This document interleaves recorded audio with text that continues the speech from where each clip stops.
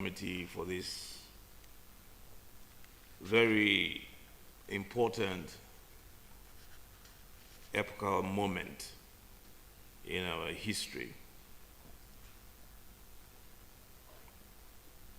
Clearly, because the world is dynamic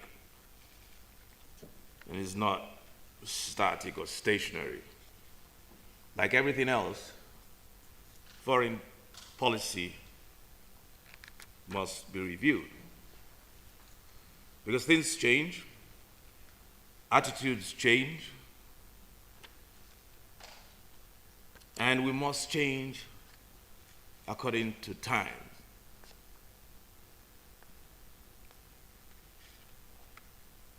We have gathered courtesy of the House Committee on Foreign Affairs to conduct a comprehensive review of our nation's foreign policy so that we are better prepared to face the many evolving challenges of our present age.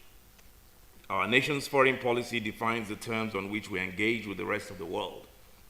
It is through our foreign policy that we declare who we are, what we stand for, and the principles we hold dear and will defend as we have done since independence in South Africa, in Sierra Leone, in Liberia, and everywhere else we have been called upon.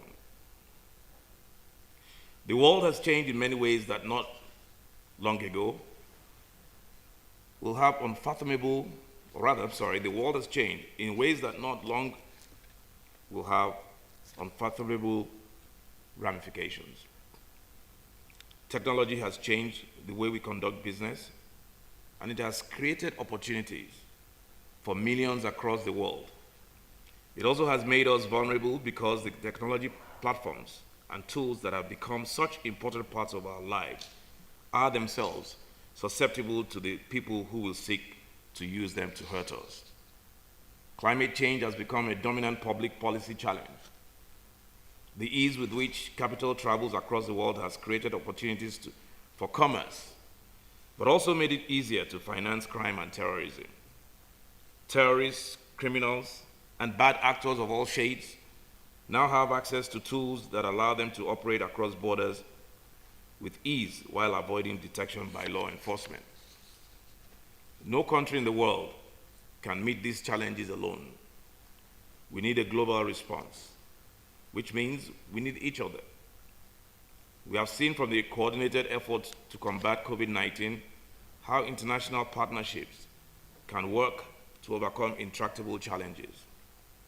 The objective now must be to replicate this working formula across the many sectors where such collaboration is necessary to find and implement solutions that will improve the lives and circumstances of people all over the world.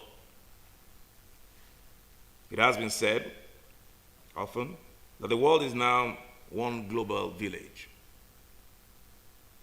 And what affects one in even the remotest part of the world has the potential of affecting another, and in fact of affecting all.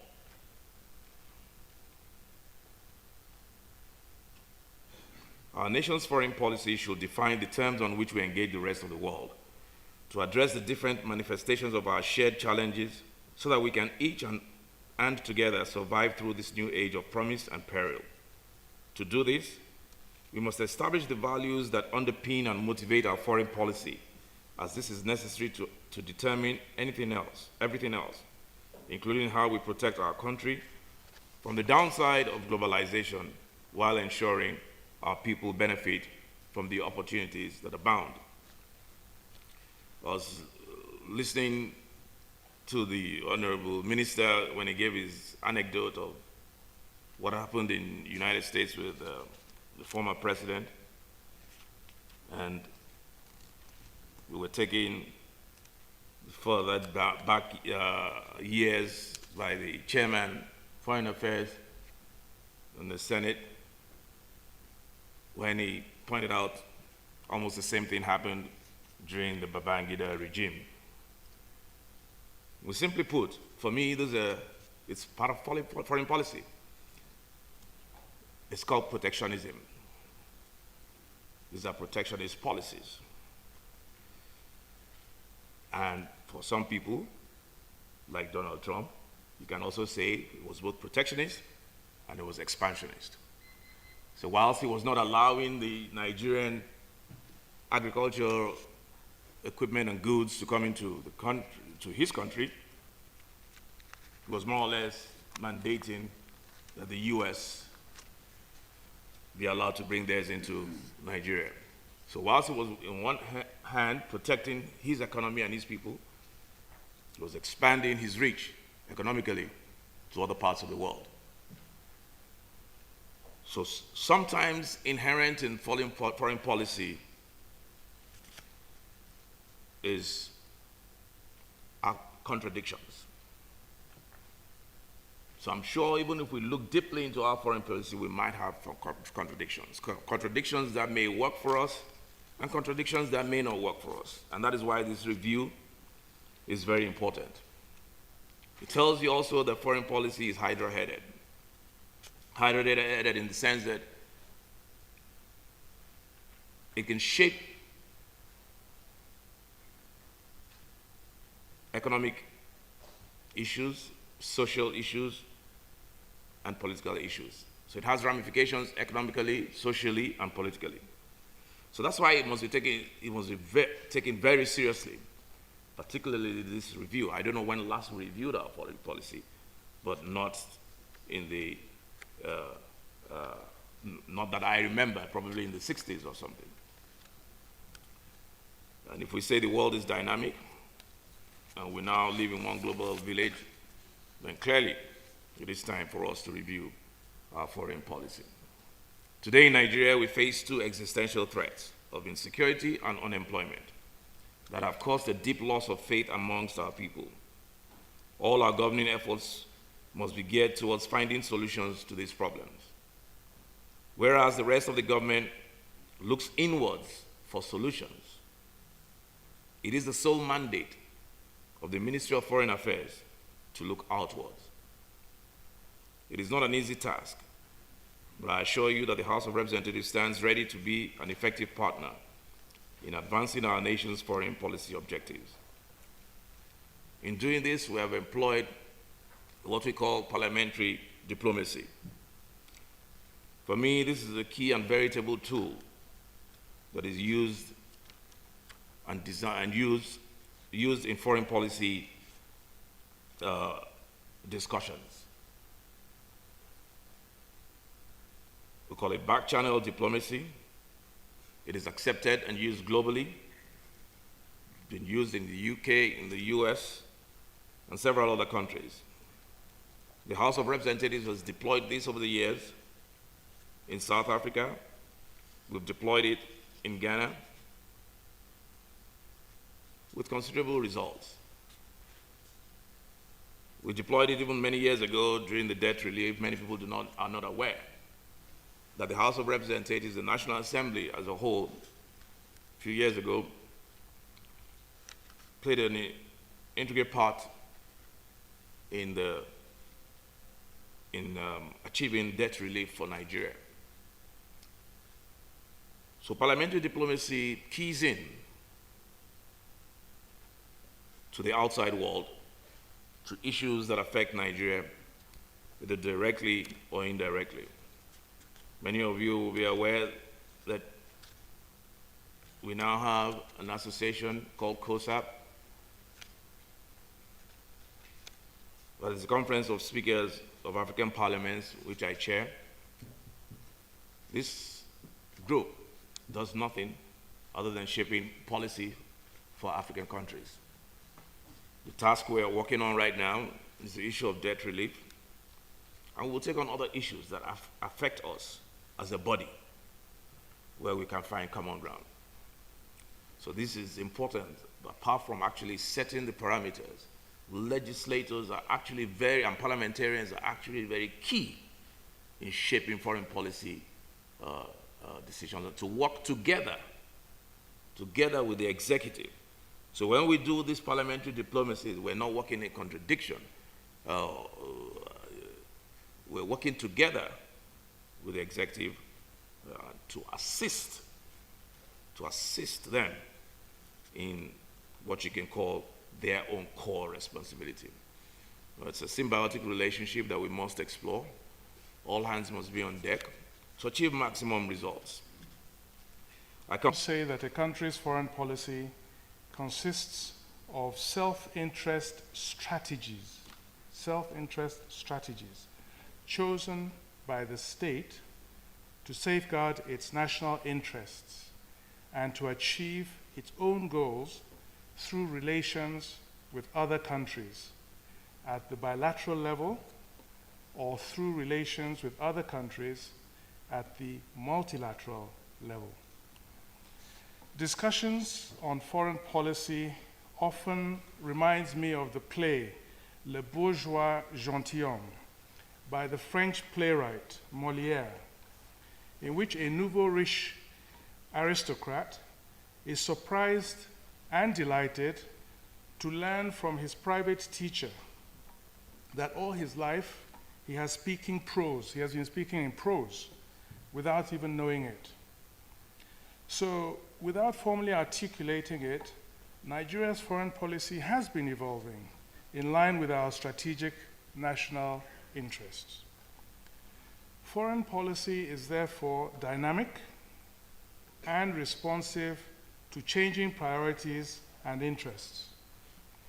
A good example of the dynamism and responsiveness of foreign policy is the dramatic recalibration of the US foreign policy within a period of 1 month.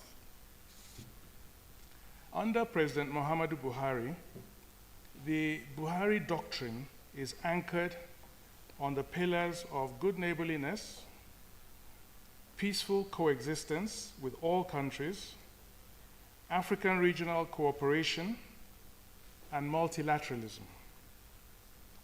President Muhammadu Buhari himself unequivocally stated as follows: "In our efforts to achieve a realistic domestic and foreign policy, as well as national development, we have identified the following 9 priority areas to guide our policy directions over the next few years.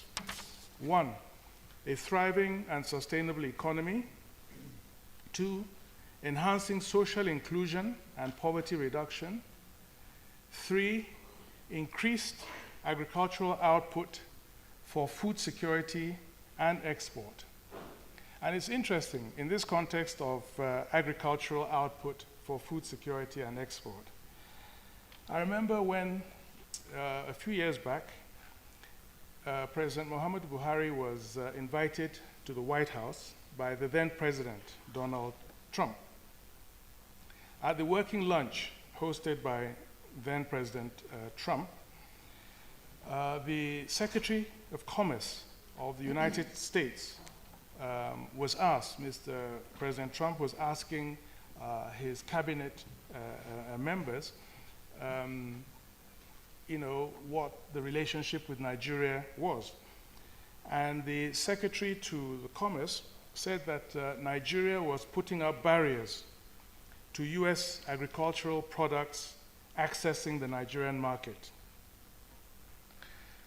The then President Trump rather belligerently insisted that Nigeria must remove such barriers immediately, and that the US had the best agricultural products in the world, and that we should patronize the US agricultural products. But interestingly enough, on another trip to the US, when Mr. President met with Nigerians in the diaspora, he was informed by a Nigerian-born US customs official, senior customs official, how Nigerian agricultural products were prevented from accessing the US market. And the reasons the lady said was for phytosanitary reasons, essentially, was a barrier to market access. This is quality control grounds on agricultural products. So this shows how different aspects of or different sectors can play an important role in foreign policy development. Mr. President also went on to, in identifying the 9 priority areas, number 4 was energy sufficiency in power and petroleum products, expanding transport and other infrastructural development, number 5, number 6, business growth, trade and industrialization, 7, education, affordable health care, and of course, with regards to health care, we are seeing today vaccine nationalism in the context of COVID response. Number 8, good governance and anti-corruption. Number 9, security. And also, I suppose, with a huge diaspora, clearly a coherent strategy and policy need to be elaborated to leverage on that potential treasure trove for national development. Mr. President also, in 2019, mandated the Ministry of Foreign Affairs to review and update the nation's foreign policy in the framework of the government's 9 priority areas. And it's a happy coincidence, I must say, that the House Committee on Foreign Affairs also had the same idea. So we congratulate the Speaker of the House, the Chair of the Committee, and his members on this excellent and timely initiative, and express our gratitude for the exemplary cooperation and partnership extended to the Ministry of Foreign Affairs in the organization of this conference. And we look forward to having a very rich output that we can use to reboot and redynamize Nigeria's foreign policy, which in reality over the years has secured Nigeria a place among the league of major global players. So I wish you happy and fruitful deliberations and look forward for the output from this conference. Thank you very much. By your tacit support, we cannot but succeed. What then is the justification for the task of reviewing our foreign policy that we have set ahead of us? What gains are inherent in this exercise? And finally, are we capable to deliver on the vision and goal that we have set for ourselves in this exercise? I shall attempt to oblige a simple answer to all the questions by simply saying that as a lawmaker and scholar in international relations and diplomacy, I know that Nigeria is non-aligned. We practice and support democracy, yes. Africa was the centerpiece of our foreign policy, okay. Concentric circles and citizens diplomacy, those are all you keep reading and seeing everywhere. Having been inundated with questions everywhere on what really constitutes the foreign policy of our dear country, the nation state called Nigeria, it is my considered opinion, and I can say ditto for some of you here with whom I have been privileged to share thoughts on issues that are germane to the conversation at hand, that it's about time we had a fully and comprehensively articulated piece of document that addresses what we can call the foreign policy of Nigeria. Though foreign policy in its true nature is dynamic, such a piece must encompass and as well as engender ideals that will make Nigeria maximize the gains of its relationship with every part of the outside world, be it Asia, Africa, Europe, or the Americans. And so, Your Excellencies, distinguished ladies and gentlemen, in the next 3 days or so, alongside the 54 gentlemen and women chosen from a long list of career diplomats, scholars in various fields of learning, and quality and experienced individuals of diverse competencies, who will be here to jow over various presentations to fashion a way forward for our country to assume its pride of place within the global diplomatic circles of the 21st century. Because time is fleeting and circumstances change with changing times, what was in vogue 20 or 40 years ago must naturally give way to new orders and new ways of doing things. And the reality of the foregoing has beckoned on us for action with regards to our foreign policy.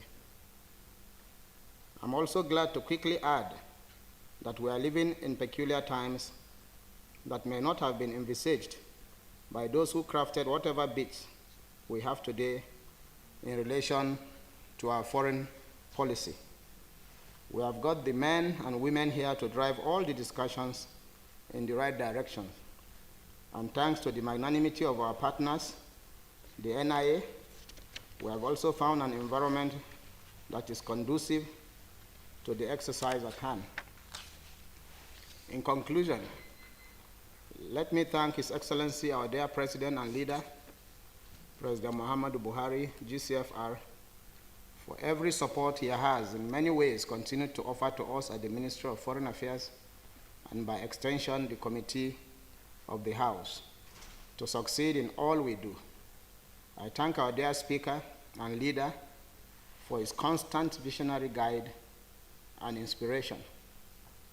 Also, I find each day fulfilling because of the support and loyalty to a common cause by members of the House Foreign Affairs Committee. The ministers of the Ministry of Foreign Affairs,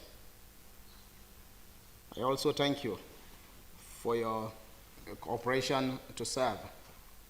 The Permanent Secretary, and indeed, members of the management staff of the ministry, I salute your friendship. No matter what we do together, the central idea is for Nigeria to move forward. The DG-NIA, a wonderful and patriotic gentleman, who in the current course has demonstrated how much of an ingenious administrator and leader he is, please accept my respect and friendship.